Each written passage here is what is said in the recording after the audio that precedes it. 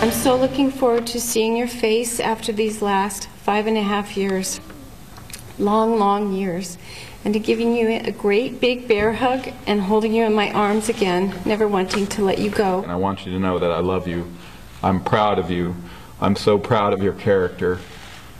I'm so proud of your patience and your perseverance. All right, welcome back to Hannity. That was a clip of Sergeant Bergdahl's parents, Jenny and Bob, at a press conference yesterday. And while listening to their emotional reactions, you can't help but wonder, how would you feel if you were the mother, father, sister, brother of the freed POW? They'd be happy. Here to talk about this, there were questions raised. Democratic strategist Rick Ungar, author Gavin McInnes, and outnumbered co-host here on the Fox News Channel at noon every day is Jedediah. All right, here's what we know. At the Rose Garden, the father praised Allah.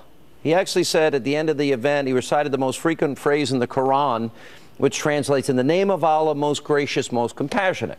Then we've got his father saying, "I'm working to free all Gitmo prisoners, people that have killed Americans."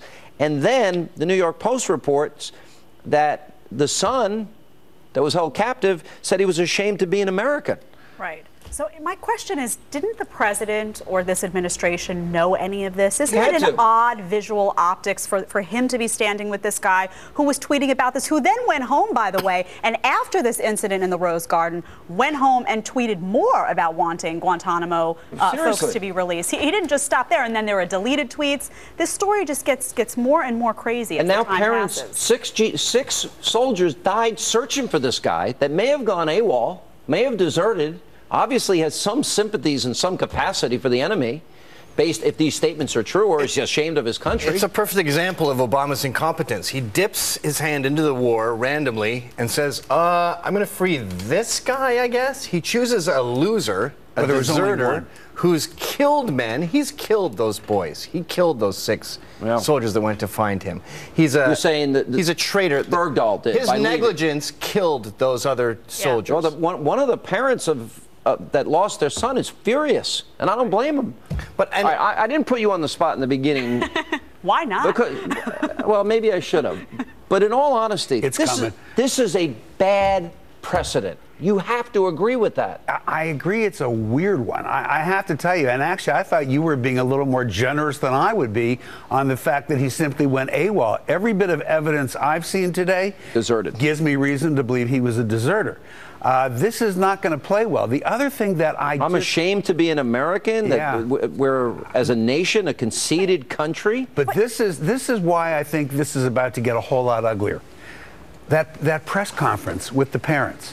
And you're right in what you said, the father said in the end. He's entitled to his opinion. I actually agree with him on Gitmo, but what a weird photo opportunity for the president. Radical Islamists took his kid. What is going on with that beard, by the way? What is that beard? He's not a redneck. He actually grew it out of sympathy with the Taliban. Yeah, he said so. And he learned the language. Can't someone buy our president a Google machine? Look up people. It's the communications folks. Let me ask you a question. There was no knowledge from the administration. Why are we all sitting here Are we chasing a rabbit? Is this one way that got us off the VA scandal? No. Well, I think this is a big deal too, though. I mean, we've just incentivized the Taliban to take American hostages. I mean, that's a big deal. Remember the Philippines with the Iraq War? The Taliban kidnapped one random contractor, and then the Philippines said, "Okay, we're getting out of Iraq," and ran home with their tails between their legs.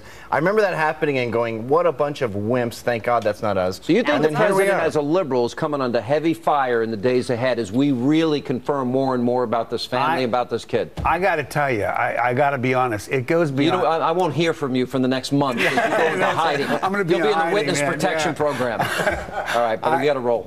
It's a problem. It's the ineptitude of the administration that they thought they didn't do any research, and they thought we weren't going to do any research. The conspiracy is the best case scenario. Called Google. Does anybody at the White House know Google? Well, they're waiting for us to tell them what happened. They're waiting to figure it out in the news. Ultimately, I blame Jedediah. This is all her fault. Nice try. Whatever works. All right.